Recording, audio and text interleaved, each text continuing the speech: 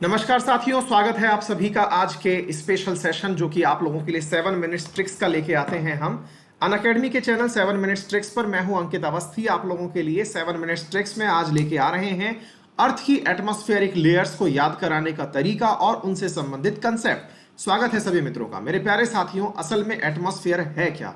पृथ्वी का वायुमंडल जो पृथ्वी के गुरुत्वाकर्षण से बंधी गैसों से निर्मित है, यानी कि ग्रेविटेशन के कारण पृथ्वी के चारों तरफ जो हवाओं का संगठन बना हुआ है उसे हम क्या कहते हैं? भारत मतलब पृथ्वी का वायुमंडल कहा जाता है। मेरे प्यारे साथियों, जब वायुमंडल के कंपोजिशन की बात की जाती है तो यहां पर याद रखने की बात यह है कि 78% यहां नाइट्रोजन होता है, 20.94% यहां ऑक्सीजन, इसके बाद यहां पर 0.93% ऑर्गन होता है और इसी प्रकार से बाकी बचे हुए 0.04338% के अंदर बाकी गैसेस होती हैं, जिनमें मेजर कंपोनेंट कार्बन डाइऑक्साइड का जो कि मात्र 0.04% के आसपास होता है। तो मेरा कहने का अर्थ यह है कि अगर आपसे परीक्षाओं में पूछा जाए तो यह याद रखिएगा कि यही गैसें हैं जो कि वायुमंडल में बैठी हुई हैं, जिनके अंदर सूर्य के प्रकाश की वजह से वायुमंडल का रंग नीला दिखाई देता है प्रकीर्णन के कारण। मेरे प्यारे साथियों, जब हम वायुमंडल में नीचे से ऊपर की तरफ चलते हैं तो ऊंचाई के साथ साथ, ऊंचाई बोले तो एल्टीट्यूड के साथ साथ,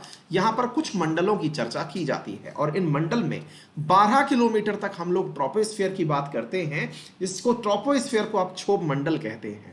क्षोभ मंडल से ऊपर होता है स्ट्रेटोस्फेयर, जो कि 45 किलोमीटर की रेंज तक होता है, और इसी प्रकार से 45 से ऊपर जब आप पहुंचते हैं 85 किलोमीटर तक तो होता है मीजोस्फीयर। मीजोस्फीयर से 300 किलोमीटर की रेंज और यहां तक पहुंचते पहुंचते थर्मोस्फीयर, और कहा जाए तो 85 किलोमीटर से 600 किलोमीटर तक मीजो थर्मोस्फीयर, आयनोस्फीयर और एक्सोस्फीयर कंबाइंड रूप से उपस्थित होते हैं। मेरे प्यारे साथियों, हम बात करें अगर ट्रोपोस्फीयर की तो सामान्यतया कहा जाता है जहां हम रह रहे हैं, जहां हम हैं, वहां से शुरू होकर के हमारी ऊंचाई 8 से 14.5 किलोमीटर तक जो वायु फैली हुई है वो ट्रोपोस्फीयर की है, जो कि पृथ्वी का या फिर कहा जाए तो वायुमंडल का सबसे घना हिस्सा है, जिसमें सारी वायुमंडलीय घटनाएं, इवन बादल का बनना, बिजली का कड़कना, हवाओं का चलना, तूफान का आना, जेट विंड्स का चलना, ये अधिकांश कार्य मेरे प्यारे साथियों यहीं पर होते हैं।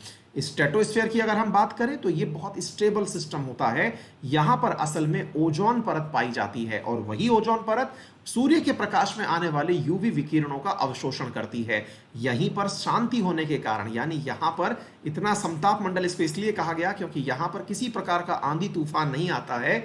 यही कारण है कि यहीं पर वायुमंडल में वायुयान चलते हैं।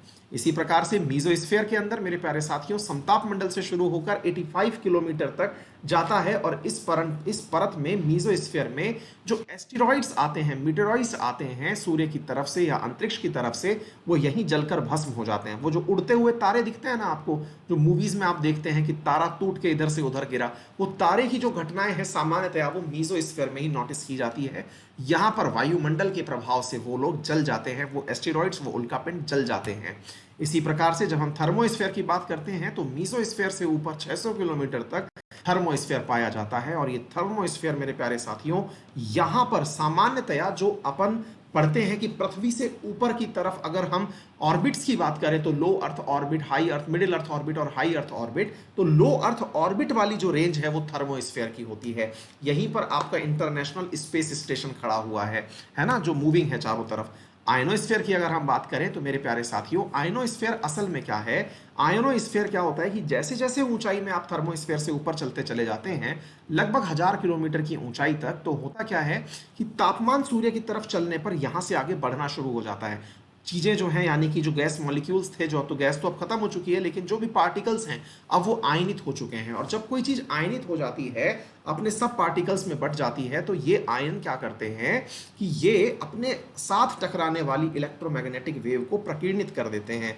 यही कारण है कि अगर हम अपने साथ में कम्युनिकेशन रखना चाहते हैं तो कम्युनिकेशन के लिए आयनोस्फीयर में जाकर के ये रेडिएशंस टकराती हैं और लौट के वापस आती हैं। तो संचार में आयनोस्फीयर का बहुत महत्वपूर्ण योगदान होता है। तो इस प्रकार से मेरे प्यारे साथियों, आपके सामने ये पूरा के पूरा जो फोटो दिखाई दे रहा है, ये इन्हीं चीजों से जुड़ा हुआ है। और इनसे ऊपर आप निकल जाइए तो थर्मोस्फीयर से 10,000 किलोमीटर तक का जो रेंज है वो आप लोगों का एक्सोस्फीयर कहलाता है, बहिर्मंडल कहलाता है। बहिर्मंडल को अगर हम कहें तो असल में बहिर्मंडल और कुछ नहीं अपितु अर्थ की ऑर्बिट में मिडिल अर्थ ऑर्बिट कहलाएगा। उम्मीद है मेरे प्यारे साथियों ये बहुत बेसिक सी बातें हैं। ट्रिक्स में आपको अगर याद करानी हो तो इसे इस प्रकार से याद कराया जा सकता है। ट्रस्ट मी द आयोनेक्स, ये आपकी एक ट्रिक बन के आती है। ट्रस्ट के अंदर ट्रोपोस्फीयर, एस टी का मतलब stratosphere, M E for mesosphere, T H दा का मतलब थर्मोस्फीयर, आयन को आयन हो गया आयनोस्फीयर, और एक्स बोले तो एक्सोस्फीयर। तो उम्मीद है मेरे प्यारे साथियों ये बहुत बेसिक तरीके से आपको याद होने वाली रेंज है जो आपके सामने बता दी गई है। ट्रोपोस्फीयर और स्ट्रेटोस्फीयर के मध्य में ही कहीं ओजोन लेयर उपस्थित है। मीजोस्फीयर और थर्मन के बीच में ही मेरे प्यारे साथियों कहीं कर्मन रेंज स्थित है। थर्मो रेंज थर्मोस्फीयर और एक्सोस्फीयर के बीच में एक्सोबेस स्थित है। तो ये था आज का ट्रिक का सेशन। उम्मीद है आप सभी साथियों के लिए बेहद लाभप्रद रहेगा।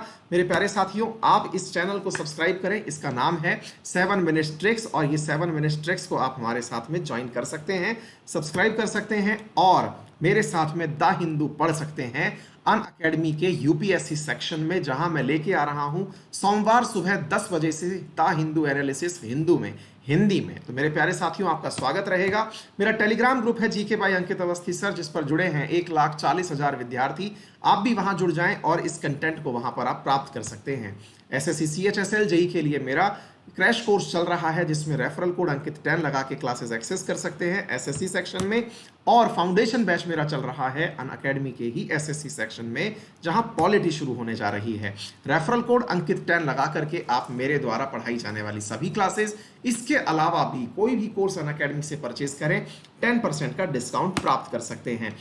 एक्सेस करने के लिए आप अपने मोबाइल में अनअकैडमी लर्निंग ऐप इंस्टॉल करें, चूज योर गोल में एसएससी एग्जाम गोल सेलेक्ट करें, गेट सब्सक्रिप्शन पर जाएं और वहां पर 6 मंथ और 12 मंथ के ऑप्शन को चूज करते समय अंकित 10 रेफरल कोड लगाएं तो 10% का डिस्काउंट आपको वहां प्राप्त होता है। लेट से अगर फीस 4800 रुपए है तो 10% के डिस्काउंट से वो 4320 की, 6000 रुपये फीस है तो वो आपको 5400 में प्राप्त होती है। अंकित 10 लगाते समय ध्यान रखें कि कोई भी स्पेस ना दें, लेटर्स कैपिटल में लिखें। आप सभी का ध्यान रखिए, अपना ध्यान रखिए, अपनों का ध्यान रखिए, कोरोना से बच के रहिए। Thank you so much.